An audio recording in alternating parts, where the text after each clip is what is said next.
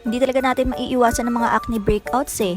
Kaya tara, get ready with me using this HYALOO Pore Repair Foam Wash and Deep Hydrating Gel. Every morning and evening ko nga pala ginagawa ito. Nakakatuwa kasi ang daling nag-subside ng pimples ko. It has 4 types of hyaluronic acid for intense hydration, beta-hydroxy acid to address acne problem, and a unique blend of plant extracts for skin-soothing benefits.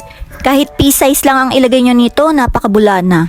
Fragrance-free na rin ito for all skin types. I really love their products because it's cruelty-free, alcohol-free, paraben-free, and pH balance. And of course, after using foam wash, I'm using a toner on my skin which is HYALOO also.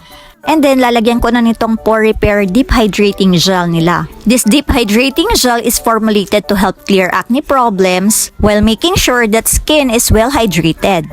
At ang isa pang gusto ko dito, pwede na siya sa face, pwede pa sa body. So, ginagamit ko din siya sa legs ko since I have a dry skin to keep it hydrated. Kaya ano pang hinihintay nyo? Try it now!